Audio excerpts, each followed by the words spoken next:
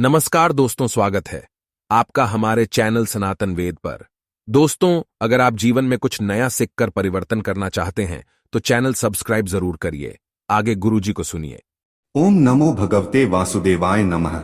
हर हर महादेव। दोस्तों, हमारे हिंदू धर्म में समय चक्र को 4 वर्गों सतयुग, त्रेता, द्वापर, कलयुग में बांटा गया है, जिसमें सतयुग की आयु 17,28,000 वर्ष, त्रेता की आयु 12,96,000 वर्ष, द्वापर की आयु 8,64,000 वर्ष और वर्तमान कलयुग की आयु 4,32,000 वर्ष तक बताई गई है, जो देवताओं के लिए केवल 1,200 वर्ष है, जिसमें अभी कलयुग का केवल 5,000 वर्ष ही व्यतीत हुआ है। दोस्तों, ऐसे में अब ये प्रश्न उठता है कि सभी युगों का अंत कैसे होता है और कलयुग का अंत कैसे होगा? कौन करेगा कलयुग का अंत? विष्णु पुराण, ब्रह्मा पुराण, भागवत पुराण जैसे ग्रंथों में कलयुग के अंत के बारे में क्या लिखा है, आज हम इसी के बारे में बताएंगे, तो वीडियो पूरा जरूर देखना ताकि पूरी जानकारी आप पा सके। दोस्तों, इन चारों युगों के बारे में हमारे वेद पुराणों में जो बताया गया है, उसे आज के वैज्ञानिक और पाश्चात्य संस्कृति अर्थात अमेरिका और यूरोपीय देशों के लोग पूरी तरह से काल्पनिक मानते हैं। लेकिन पृथ्वी की उत्पत्ति कैसे हुई, ब्रह्मांड कैसे बना और ब्रह्मांड में व्याप्त सूर्य, चंद्रमा, तारों को किसने बनाया और इन सभी को कौन चला रहा है, धरती पर व्याप्त जीव जंतु, पेड़ पौधे आदि को कौन जीवन प्रदान कर रहा है, आज तक ये महान वैज्ञानिक और महान देश नहीं बता पाए, जबकि हमारे वेद पुराणों में पहले ही इन सभी बातों का वर्णन हो चुका है, जिसे ये सब काल्पनिक मानते हैं। वैसे आप क्या मानते हैं, हमें कमेंट करके जरूर बताइए। दोस्तों, कलयुग के बारे में जानने से पहले हम कलयुग का अर्थ समझते हैं। दरअसल कलयुग में कली का अर्थ कलह है, अर्थात कलह का युग, जिसमें मनुष्यों का जीवन सर्वथा सुखमय न होकर कलहपूर्ण होगा, जैसा कि हम सब देख रहे हैं। पुराणों में कहा गया है कि कलयुग का प्रारंभ उस समय हुआ जब भगवान श्री कृष्ण महाभारत के बाद पृथ्वी पर से चले गए थे और अभी भगवान को पृथ्वी छोड़े 5,000 वर्ष ही हुए हैं, इसीलिए कलयुग को लगे 5,000 वर्ष हो चुके हैं, अर्थात अभी कलयुग की आयु 4,27,000 वर्ष शेष है। श्री भागवत पुराण के अनुसार कलयुग समाप्त होने से पहले घोर कलयुग आएगा। भागवत पुराण के अनुसार ज्यों-ज्यों घोर कलयुग आता जाएगा, त्यों-त्यों धर्म, सत्य, पवित्रता, क्षमा, दया, बल, स्मरण शक्ति का लोप होता जाएगा। घोर कलयुग में स्मरण शक्ति इतनी कमजोर हो जाएगी कि पिता पुत्र को और पुत्र पिता को नहीं पहचान पाएंगे। औरतों का लज्जा भंग हो जाएगा। स्त्रियां केवल धनवान व्यक्तियों के पास ही रहेंगी। विवाह संबंध के लिए जाति, कुल, शील, योग्यता आदि का कोई महत्व नहीं रहेगा। लड़के और लड़कियों के पारस्परिक मिलन से ही यौन संबंध स्थापित हो जाएगा। जो जितना छल कपट करेगा उसे उतना ही व्यवहार कुशल माना जाएगा। घोर कलयुग में ब्राह्मण की पहचान कर्म से नहीं जाती और यज्ञोपवीत अर्थात जनेऊ से माना जाएगा।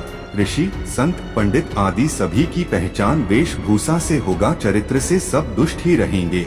जो झूठ मिथ्या बोलने में जितना समर्थ होगा वह उतना ही समर्थ होगा। विवाह के लिए केवल स्वीकृति ही महत्वपूर्ण होगा। शास्त्र, धर्म, संस्कार सभी का लोप हो जाएगा। स्त्रियों की सुंदरता का पहचान बाल, कपड़े और नकली आभूषणों से होगा। घोर कलयुग में योग्यता की परख चतुराई, दंभ, झूठ, स्वार्थी होने से तौला जाएगा। जो जितना स्वार्थी, झूठा और चतुर होगा उसे उतना ही योग्य माना जाएगा।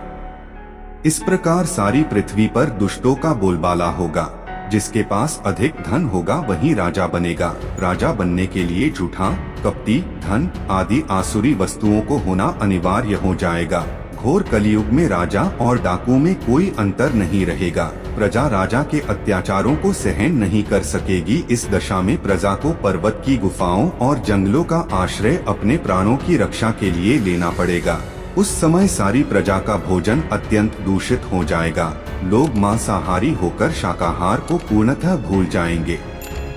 भागवत पुराण के दूसरे अध्याय के अनुसार इस घोर कलयुग में पृथ्वी पूर्ण रूप से सूख जाएगी। वर्षा की बूंद तक नहीं गिरेगी। चारों तरफ अकाल ही अकाल होगा। अन्न आदि का उत्पादन नहीं होगा। लोग भूख, प्यास, रोग जैसे नाना प्रकार के कष्टों से ग्रसित रहेंगे। जिस व्यक्ति के पास धन नहीं होगा उसे अधर्मी और पापी समझा जाएगा। मनुष्यों की कुल आयु 20 से 30 वर्ष के बीच होगी। गाय और अन्य बड़े पशु बकरियों की तरह छोटे हो जाएंगे। रोग, शोक, अधर्म, अन्याय का बोलबाला रहेगा। भगवान श्री कृष्ण ने भागवत पुराण में कहा है, कलयुग में स्त्री को केवल भोग की वस्तु मानी जाएंगी। 8 से 12 वर्ष की कन्याएं गर्भवती होने लगेंगी। उस समय कलयुग अपने चरम अवस्था पर होगा। भाई बहन को नहीं पहचानेगा, वह उसके साथ भी व्यभिचार करेगा। तब कलयुग का अंतिम समय चल रहा होगा। जब कलयुग में पाप इतना बढ़ जाएगा कि पृथ्वी पाप को सहन नहीं कर सकेंगी, तब सावन महीने के शुक्ल पक्ष के 6वें दिन अर्थात षष्ठी को भगवान विष्णु कल की रूप में 12वां और अंतिम अवतार लेंगे। अवतार लेकर पृथ्वी पर व्याप्त सभी बुराइयों, अधर्मियों का नाश करके पुनः सतयुग अर्थात सत्य के युग की स्थापना करेंगे।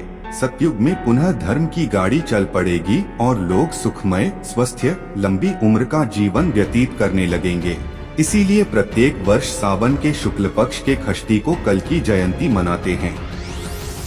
भगवान विष्णु सभी प्राणियों और धर्मों के रक्षक है। अतः संभल ग्राम में विष्णुयश नामक अत्यंत पवित्र और धार्मिक व्यक्ति के यहाँ भगवान विष्णु कल की रूप में अवतरित होंगे। डाकू जो राजा के वेश में छिपे रहेंगे, उन सबका नाश भगवान विष्णु करेंगे। भगवान विष्णु के शरीर से स्पर्श करने वाली वायु पवित्र हो जाएगी और उस वायु से सभी लोगों का हृदय पवित्र हो जाएगा। सभी पुनः अधर्म को त्याग कर धर्म पथ पर चलने लगेंगे। जिस समय चंद्रमा, सूर्य और बृहस्पति एक ही समय में एक ही साथ पुष्य नक्षत्र के प्रथम पल में प्रवेश करेंगे, उसी समय सतयुग प्रारंभ हो जाएगा। प्यारे दोस्तों, इसी तरह के ज्ञानवर्धक और सटीक वीडियो देखने के लिए वीडियो को लाइक और चैनल को सब्सक्राइब कर दीजिए और साथ में अपने दोस्तों और रिश्तेदारों को भी शेयर कर दीजिए।